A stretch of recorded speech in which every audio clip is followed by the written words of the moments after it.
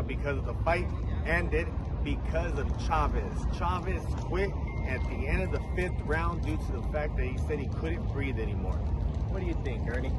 What do I think about the cut? I mean, I think what happened, I think his complaint was legit. I mean, you can debate whether or not the footing was something that was to be desired because, yeah, he got punched in the nose. He got hit with a really good shot, probably like the end of the 4th round by Danny Jacobs, and you could tell his nose was broken. You could tell his nose was bloody.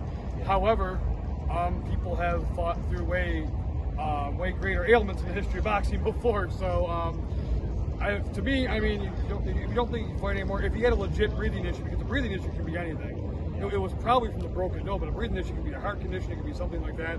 If he felt that uncomfortable, he couldn't breathe, maybe discretion is the better part of valor. People do die in the ring, you know what I'm saying? Right.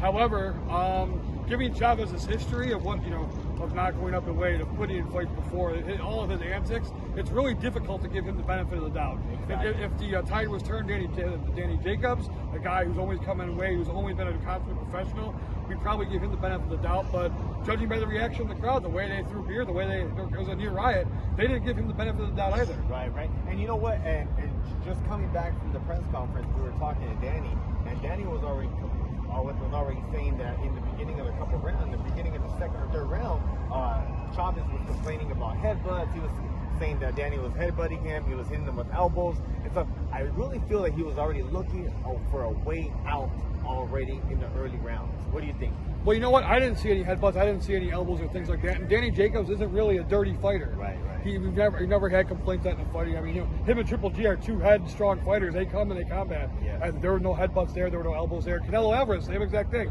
2 front-footed fighters. There were no clash of heads. There were no elbow issues.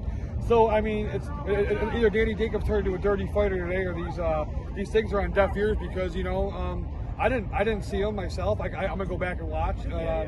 But he says he got. I didn't see it either. But what I did see is I did see a lot of beer bottles. Yes. I did see a lot of water bottles. I mean, and we actually caught a video of Chavez getting hit with one of the water bottles. I mean, it was loud. It was loud. As soon as he was getting out of the ring, boom, they were coming and flying. And Chavez, the dad, was very upset. I got some footage of the dad coming down. And ironically, 20 years ago, when Chavez Sr. fought Costa here at the Veterans Coliseum, it happened the same thing. Well, you know what? First off, shameless plug for Norm Fronheim. He wrote a fantastic article with the parallels yesterday.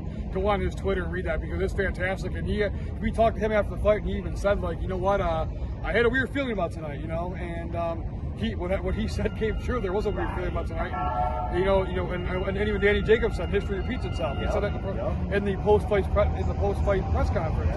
So it was kind of crazy what happened, But again, the crowd kind of showed, they kind of showed their hand of what they were going through, So there's Eddie looking at us, watching this big video, by the way. Eddie Hearn's over there giving us a weird look. That's okay, Eddie. But anyhow, that's the story of the fight was right there, and there's a lot of subplots of tonight's fight. First off, Chavez probably weighed an estimated 190, 195 pounds for a 168 fight. Right. And it's really, Danny admitted it took him a couple rounds just to get used to fighting a guy with that weight class. Yep.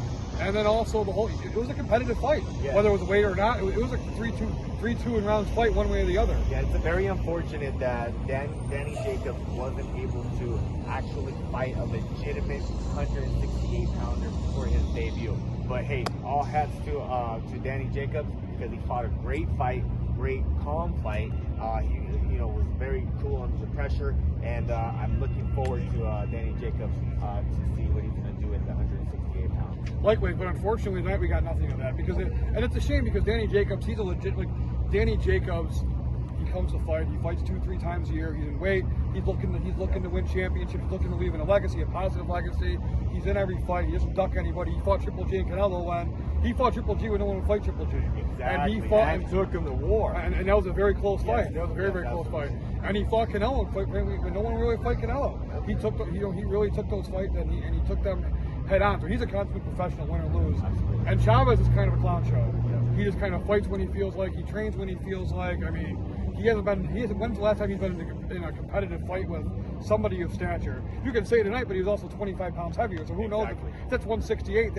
Danny might have blown him out in 2 rounds. But the good thing about all this ordeal, what happened, we did talk to Eddie Hearn, who just passed by us right now at the post-fight press conference, and somebody asked him if this is going to deter him from being able to come back to Arizona to get some more fights, because Arizona is a boxing city, boxing state, and we need some more fights out here. We need some more fights out here, but it's very unfortunate that this kind of fiasco happened, and hopefully nothing's going to happen out of it, where Eddie Hearn and all the other boxing promoters are still going to be bringing fights to Arizona. I'm looking forward to it. But again, hey, we'll post some videos out there of the brawls. There was some more fights out there in the stands. A lot of people got hit by flying objects.